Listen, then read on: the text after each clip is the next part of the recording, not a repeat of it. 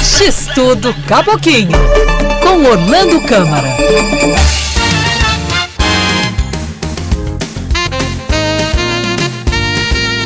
Terça-feira é dia do nosso X-Tudo Caboquinho, é dia de trazer aqui o comentário, a informação, a opinião com responsabilidade e análise criteriosa do Orlando Câmara, nosso parceiro, que sempre traz aqui informações sobre cidade, sociedade, sobre cultura, sobre comportamento, sobre pessoas. E a gente sempre faz aquela pergunta de todas as terças-feiras. Orlando, conta pra gente qual que é o sabor da coluna de hoje, meu amigo.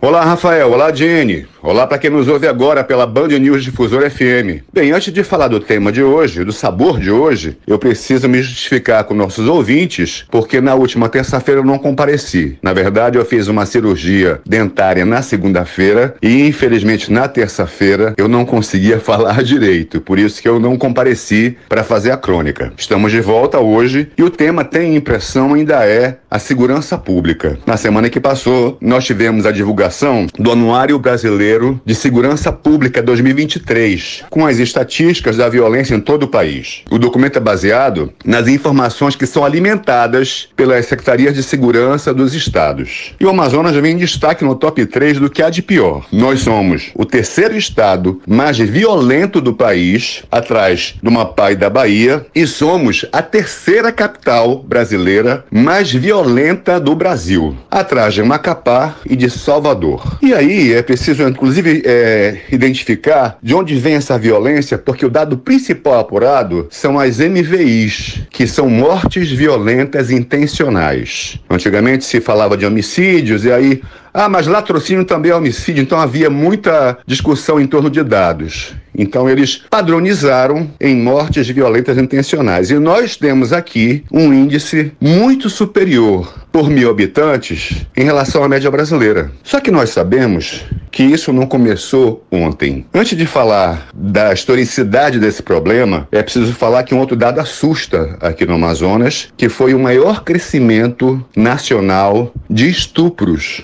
70% de crescimento de 2021 para 2022 em estupros no Amazonas. Os dados são vergonhosos. Mas como nós falamos, esses dados, esse alerta da insegurança da população não é de agora. Em 2017, logo em janeiro, nós vivemos aquela rebelião, aquele massacre que houve na penitenciária, no complexo penitenciário Anísio Jobim, e aquilo já mostrava que as facções criminosas davam as cartas e colocavam, sim, a segurança pública, a autoridade pública em xeque. Eles avançavam sobre o poder público. De lá para cá, nós não tivemos, em absoluto, nenhuma melhora significativa, nenhuma mudança desse quadro. Basta se pensar, por exemplo, que nos últimos 4 meses nós tivemos pelo menos 4 execuções em campos de futebol, realizadas por facções criminosas em relação a rivais. E aí o tiro que se dá num rival de uma facção criminosa, às vezes escapa e mata também um inocente. Não adianta dizer, eles estão se matando entre eles, porque isso é mentira. Essa insegurança, ela alcança o cidadão. Não há desculpa para ela. Ela nos deixa reféns da criminalidade. Os bandidos dão a ordem e nós estamos acuados. E aí é importante se lembrar, eu vou lembrar aqui do Mauro Expósito, que era nosso colunista de segurança pública e que infelizmente nós o perdemos por uma decisão dele parar de falar sobre o assunto, mas o Mauro era muito sábio em nos ensinar o seguinte: o narcotráfico só vai ser controlado no Amazonas quando as fronteiras do Amazonas e da região norte forem controladas, forem policiadas. E muito dificilmente essa realidade vai ser alcançada somente com a autoridade do governo do estado. É importante que haja, sim, um plano integrado de segurança pública que una forças dos diferentes poderes públicos, das diferentes esferas, de vários órgãos, uma administração integrada para administrar as fronteiras. Isso não foi feito. O tráfico, na verdade, avançou e a gente vive hoje em dia assustado pela cidade. Essa é a grande verdade. O centro, por exemplo, tem toque de recolher, tem pichação de facção criminosa para marcação de território, já falamos sobre isso aqui, né? Mas nem tudo depende de terceiros ou depende do poder federal, nem tudo é assim. Na verdade, aquilo que depende de um poder federal já devia ter sido decretada calamidade pública. Talvez uma calamidade pública em relação à segurança do Estado pudesse mudar essa realidade. um apelo público à União, mas nada andou. Mas, por exemplo, vamos falar aqui da nossa realidade do dia a dia. Nós temos, praticamente pode-se dizer, 2 cracolândias em andamento em Manaus. Nós temos uma cracolândia no Jorge Teixeira, ali na Altasmirim e Genipapo, com barracas montadas, com as pessoas usando narcóticos em público, à luz do dia, recebem de algum traficante esse narcótico, sim. Isso no início. O que está sendo feito para combater aquela realidade que já incomoda a população no entorno? Não, estamos sob controle. Não tem nada sob controle. Aquilo só cresce. E o problema é crescer e ganhar proporções como se vê hoje em São Paulo, que teve em um mês 300 saques a lojas no entorno da Cracolândia. Nós temos também uma Cracolândia aqui no centro da cidade de Manaus, não muito longe daqui da rádio, na Praça dos Remédios, que se estende, inclusive, a uma área da Lourenço da Silva Braga ou da Manaus Moderna, como se conhece. Quem passa por lá vê isso. Aquele comércio, inclusive, ali perto do porto, perto do mercado, perto da feira da Manaus Moderna, tem sofrido bastante com isso. O que está sendo feito pela autoridade constituída municipal e estadual para resolver esse problema? Ou nós nos limitamos a prender quem rouba um cordão ou uma carteira ali perto e fica por isso mesmo? Que políticas públicas estão sendo feitas? Vou citar aqui uma outra realidade que todo mundo conhece em Manaus.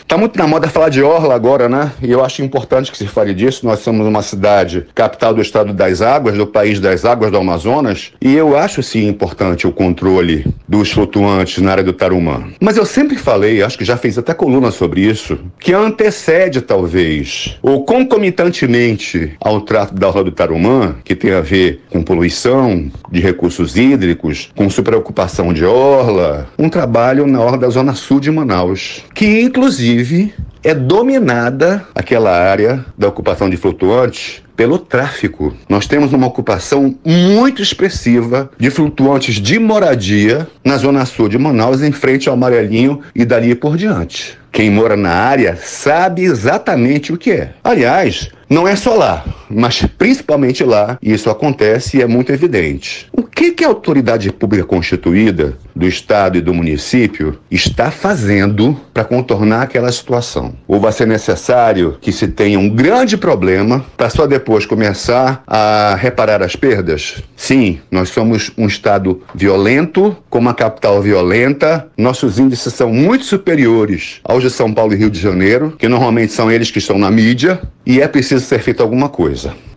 #pensa, acho que esse tema, inclusive, é um tema que deve ser prioritário à próxima campanha de prefeito e de vereadores. É preciso encarar a situação de frente. Como? Segurança pública é privilégio da União do Estado? Não. Segurança pública se faz não só com policiais, não só com força policial, mas também com ações sociais, com defesa social, levando trabalho, emprego às pessoas. #pensa. Bom dia para vocês.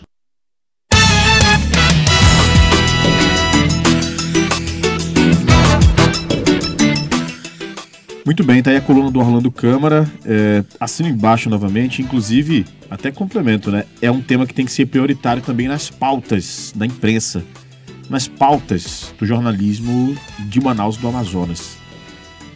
É a situação da cidade, né? Onde tudo é permitido e nada é regulado. Agora há pouco a gente recebeu uma mensagem aqui do nosso amigo ouvinte, do Plínio, falando sobre um problema que já acontece há um bom tempo, que nós já registramos aqui e já solicitamos junto ao poder público, que é a colocação de pneus numa faixa da rua próximo da Avenida das Torres. Ele até mandou agora há pouco aqui a rua e eu vou ler novamente, só para não ficar na dúvida aqui. É a rua... Pronto, achei. É a Avenida 7 de Maio. Ele fala que para sair da 7 de Maio e acessar a Avenida das Torres é complicado, porque a faixa da direita, que é a faixa permitida para as pessoas saírem ali, fazer a conversão, né? Você sai de uma via para outra com uma velocidade mais lenta, é a da direita que você tem que pegar. Você não pode ir para a faixa do meio ou para a da esquerda, que é de alta velocidade.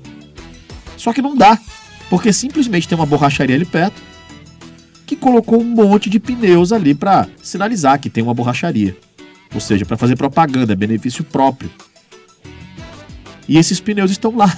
Eu lembro que já faz pelo menos uns 6 meses que o Plínio reclama sobre isso aqui. A gente fala no ar, a gente já cobrou a prefeitura e os benditos pneus continuam no meio da rua, na faixa da direita.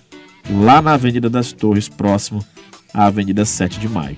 Então pode tudo, a qualquer momento, você coloca uma barraca em qualquer lugar para funcionar. Eu sei que todo mundo precisa ganhar o seu. Todo mundo tem que ganhar seu dinheiro, sustentar sua família, colocar comida na mesa. Mas não pode ser feito sem a regulação, sem a legislação de qualquer maneira, senão vira bagunça. E aí depois que vira bagunça, fica difícil até para você que está ganhando aí o seu dinheiro no seu negócio que você montou, porque de tão bagunçado, você perde mobilidade, você perde clientes, você perde o dinheiro que você achou que ia colocar na sua mesa. Não pode tudo. E eu tô dando um exemplo, eu vou dizer bobo aqui, e o Orlando falou de coisas muito sérias, que é realmente a propagação do uso de drogas ali em espaços públicos, né, o que chama de Cracolândia em São Paulo, que realmente, de fato, a gente observa por aqui, na cidade de Manaus. Nesse início agora, se nada for feito, daqui a pouco vai ser muito difícil controlar e de resolver. A exemplo do que acontece na maior cidade do país, que é São Paulo, onde a gente vê ali cenas grotescas mesmo, né, do pessoal tentando conviver ali com a Cracolândia. Inclusive de assaltos, de agressões. Teve um jornalista, acredito que da Band lá no Rio de Janeiro, aliás, em São Paulo, perdão, que foi agredido quando fazia uma reportagem lá na Cracolândia, na região. Tá na hora do poder público acordar. Isso é um problema antigo, tá, gente? Não, mas o Rafael tá criticando a gestão agora, então nossa, isso é de muito antigo, Diane. Você sabe disso. Verdade. De anos e anos que a gente trabalha no jornalismo e vê que Manaus tem essa, eu não vou dizer vocação, tem esse problema de que se faz tudo de qualquer maneira. Tudo pode, tudo é permitido, não tem fiscalização, tem a ausência do poder público. E aí quando tenta resolver, numa grande ação, numa grande articulação. Por quê? Porque já fugiu do controle. A hora de resolver é na hora que começa a acontecer. E é para fazer cumprir a lei, não é para pesar a mão forte do Estado. Não é isso, é para fazer cumprir a lei. Simples assim. Então tá na hora do poder público agora, quem tá agora à frente da cidade de Manaus, que tem feito sim várias ações importantes, a gente sabe disso, e tem noticiado.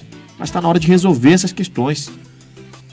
Não pode ficar nessa de tudo se pode fazer em Manaus, que pronto, acabou. Que ninguém vai regular ou fiscalizar. E hora de cobrar também agora, né? Não é só quando chega perto da eleição que a gente acha todos os defeitos, não. A gente tem cobrado já há meses, há anos, diversas providências aqui. Mas a pessoa, tá próximo do ano eleitoral, aí já começa. Não, gente. A gente sempre faz essas cobranças aqui no Band News Manaus. Na nossa programação, a gente sempre traz principalmente demandas dos nossos ouvintes.